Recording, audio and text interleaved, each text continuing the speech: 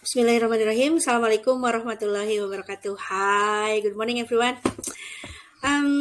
Hopefully you are always have a great day and enjoy your nice moment with your family. Okay, my good students, anak-anak ibu yang baik hatinya, insya Allah. Hari ini ya, today we are going to discuss about material that is taking fun message ya. Materi kita kali ini membahas mencatatkan pesan gitu ya, atau menitipkan pesan pada seseorang. Actually, this is discussing about conversation by phone and especially in the workplace gitu. Biasanya ini dipakainya ketika di dunia kerja kan, gitu ya. Oke, let's go to the next slide. Nah, what is the social function of taking fun message? That is to sustain good social relationship in workplaces by asking and sending spoken message.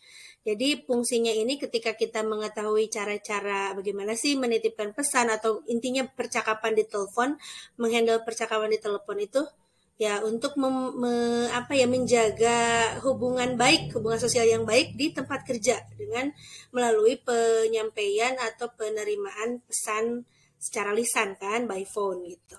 Okay.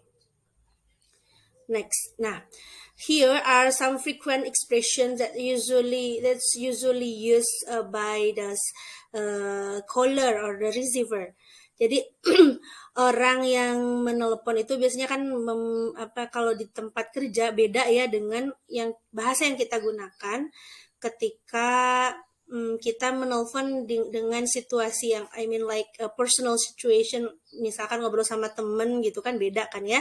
Jadi kalian juga harus bisa membedakan antara misalkan ini bicara di tempat kerja dengan bicara antar friends gitu ya. So actually as you know, in the workplace we have to use like a formal language. Biasanya kan bahasanya yang dipakainya itu lebih resmi kan, harus yang konteksnya konteks formal gitu. Okay, for example, kalau di percakapan biasa, misalkan kalian belum tahu nama seorang yang nelfon kan paling nanya, what's your name? Nah, gitu kan, itu kan biasa banget. But actually in the workplaces, you can use some expressions as follows. Ini nih, kalimat-kalimat yang biasanya digunakan ketika kalian bicara di telepon, misalkan untuk menanyakan nama penelpon nih. So you can use, may I have your name please? May I know who's speaking please? Can I take your name and number? Nah, kayak gitu. Itu ya yang biasa dipakainya. Jadi harus kalian bisa menempatkan. Okay, next. The other is about the expression that is used to, misalkan to ask the caller to wait. Misalkan meminta orang yang atau penelpon itu untuk menunggu. Ya, misalkan kita cari dulu nih si penelpon itu mau ngobrol sama seorang, misalkan atasan kita ya, our like supervisor or something gitu. Misalkan kebetulan kita belum tahu nih posisinya si bapak atau si ibunya ini standby di kantor atau misalkan enggak atau lagi ada activity lain gitu kan. Nah, so you can use these expressions yang bisa kalian pakai kalimat-kalimatnya untuk meminta si penelpon itu menunggu adalah just like, would you please wait for a moment? Hold on please. I'm trying to put you through his room's phone. Just a minute. I'm going to take your message. Nah, bisa juga kalau yang terakhir kan just a minute. Mohon tunggu sebentar. I'm going to take your message. Jadi ini di akhirnya dia akan mencatatkan pesannya. Maybe ya, because the person, orang yang diinginkan si penelpon untuk bicara itu, ya he's not on the spot gitu, nggak ada di tempatnya. Maybe he's going out somewhere or he's having another activity, lagi ada aktivitas lain gitu kan, nggak bisa terima telepon. Jadi dicatat dulu message-nya seperti apa. Okay, next. And then these are the expressions that can be used to leave a message, untuk meninggalkan atau menitipkan pesan ya ke si penerima. Kita bisa pakai kalimat, could you tell him that bla bla bla bla bla gitu kan, misalkan could you tell him that our meeting will be postponed or will be delayed, misalkan ditunda nih, kita tolong sampaikan padanya bahwa meetingnya ditunda misalkan gitu. Okay, Next example, could you ask him to call me back after 4 p.m.? Nah, bisa gitu, minta nelpon balik nanti setelah jam 4. Or can you take my message for Mr. Sam?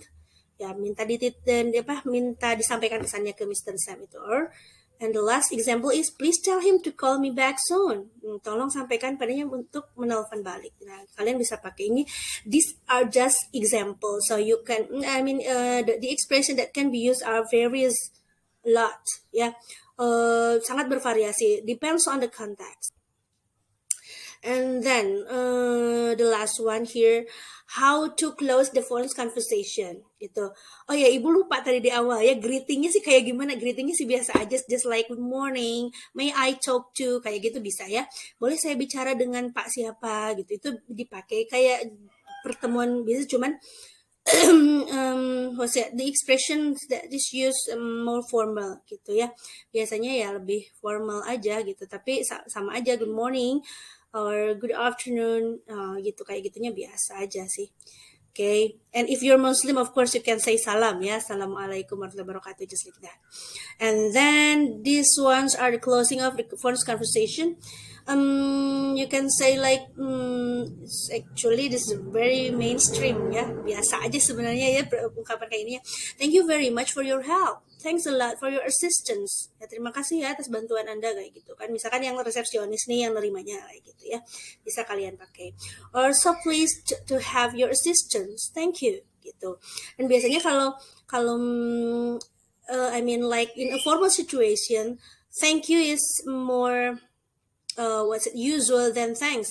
Jadi thank you itu dianggapnya itu lebih ke politeness-nya lebih bagus ya, dibandingkan dengan thanks. Thanks itu biasanya dipakai if we know each other for a long time, or we are like with talking with friends gitu, bisa pakai thanks gitu. Tapi kalau misalkan kita baru ketemu, baru ngobrol gitu maksudnya ya, ya biasanya pakai thank you, itu lebih polite gitu ya, dianggapnya lebih sopan. Okay, next, this is the example of the dialogue. Okay, I will read for you for some. This is, hello, Parkway Accounting Department speaking. Can I help you? Nah, itu standarnya seperti itu ya. Jadi ketika kita nerima telepon dari pihak luar, misalkan kita sebagai resepsionis, misalkan ya, kita harus menanyakan juga, menyatakan kita di mana, Parkway Accounting Department atau company kita apa, and then we have to ask. Kita baiknya nanya, can I help you? Gitu ya. Ada yang bisa saya bantu Pak? Kayak gitu ya. Okay, next. Sure, this is John Robert. I'd like to speak to Mr. Wibowo. Saya ini John Robert, mau bicara ke Pak Wibowo. I'm sorry, Mr. Wibowo is in a meeting right now. Can I put you through his voicemail? Gitu ya.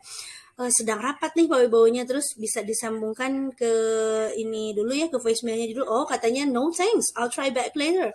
I just have a couple of quick questions about deduction for my tax returns. Jadi katanya nanti dia telepon balik lagi aja karena ada beberapa pertanyaan gitu ya di sana tentang potongan pajaknya kayak gitu. Jadi nggak usah disambungkan ke voicemailnya katanya gitu ya kayak.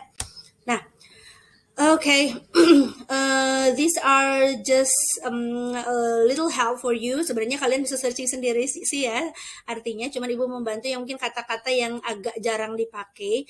For example, like agak jarang dipakai sama kita sih sebenarnya ya. Actually for native speakers I think it's very usual to use. Okay, put through itu like connect, menyambungkan. And then deduction itu bisa kayak discount ya, potongan atau pengurangan. Return, pengembalian. Kalau orang marketing pasti ya sering dengar kata retur gitu, retur barang. Nah, kalau return itu ya jelas ya pengembalian. And then tax itu pajak. And then a couple itu kalau kita ngobrol couple, paling in your mind you are talking about a pairs, like pasangan gitu ya, between girl or and boy, man and woman gitu. But actually in this case, a couple itu bukan berarti selalu pasangan, but for other cases, a couple itu artinya bisa semacam beberapa gitu ya. It's like the same as some. Katanya itu bisa diartikan dengan kata some atau beberapa kayak gitu. Okay, next, reported speech ini, reported speech. Nah, kenapa kita ngebahas sedikit tentang reported speech? Jadi reported speech atau kalimat laporan, kalimat tidak langsung ini biasanya itu dipakai untuk when we tell the message of from someone to somebody else gitu. Misalkan nih resepsionis itu menerima pesan dari si penelpon, kemudian disampaikan nih ke pak bosnya atau ke direkturnya kayak gitu. Ini dipakai bentuknya reported speech. For example, kan tadi sekretarinya dapat telepon ya dari Pak John Robert itu.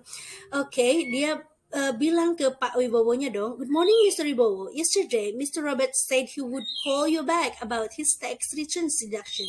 Had you got his call?" Nah, katanya Pak Robert itu mau menelpon kemarin itu tentang pengurangan pajaknya itu. Apakah Anda sudah dapat telepon dari beliau gitu intinya ya.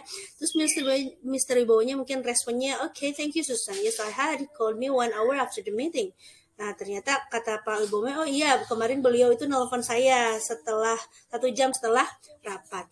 Nah, kata would call ini jelas ini bentuk reported speech karena memang posisinya di sini seolah Pak Susannya itu menyampaikan ke Pak Wibowo-nya itu di hari berikutnya kayak gitu. Makanya ini ada kata he would call. Would itu kan bentuknya pas gitu. Oke. Nah, reported speech itu ini biasanya tadi ya, as I told you, ini fungsinya itu to tell a message from someone to someone else, untuk menyampaikan pesan dari seorang ke orang lain. Bentuknya itu biasanya berubah satu tingkat ke lebih lampau. For example, from present future to past future. Yang di dialognya itu kan Mr. Robert bilangnya, "I will try to call back him later." Saya akan menelpon dia lagi nanti gitu ya. And the past future, of course, ini kita mundur ke satu tenses lebih lampau ya. Kalau tadi bentuk verb ke satu yang dipakainya atau model bentuk ke satu, kata kerja bentuk ke satu yang di sini pakai kata will yang artinya akan. Nah, kalau di past future kan, ya jadi seperti ini, Miss Susan to Mr. Wibowo ya. Bu Susan menyampaikan ke Pak Wibowo, "Mr. Robert yesterday said he would call you back." Gitu. Jadi Pak Robert kemarin bilang akan menelpon Anda lagi gitu ya. Itu. Jadi dari will jadi would gitu. Bu, verb ke-1 apa verb kedua sih kalau past future? Kalau past future mah of course you have to use verb ke-1 dong tetap karena yang berubah bentuknya ini modelsnya. Kalau past future mah modelsnya yang tadinya will jadi would. Kalau verbnya mah nggak berubah. Of course it's still we are still using first form of the verb, bentuk ke-1 tetap yang dipakainya. Cuman modelsnya aja yang berubah dari present ke past. Okay, next. Nah, but here in this case, you have to focus on the situation, of course. Jadi memang reported speech itu nggak selalu dipakai, depends on the situation. Misalkan kalian pakai apa ya, maksudnya you tell the message directly, maybe just 1 hour later, kalian tetap aja bisa bilang, "Mr. Robert will call you." Jadi karena Mr. Robertnya mungkin masih akan menelpon hari itu gitu. Jadi nggak mesti harus bentuknya tiba-tiba berubah ke past tense langsung. No. But if you choking or tell the message in other time, or ya misalkan the message of the caller it can possibly has happened. Possibly had happened. Mungkin udah terjadi. Nah, seperti yang tadi disampaikannya next day-nya ya pakai bentuk past tense, tapi kalau misalkan past future, kalau misalkan memang pada saat itu masih kemungkinan terjadi ya tetap pakai present, it's alright gitu ya. Gitu. Jadi tetap tidak mesti berubah, nggak mesti harus selalu pasti dari present langsung ke past. Depends on the situation. Tuh. Okay. Thank you for joining the lesson and have a nice day. Good luck for anything you do today and for in the future. Okay, thank you so much. I'm really sorry for any mistakes. Assalamualaikum warahmatullahi wabarakatuh.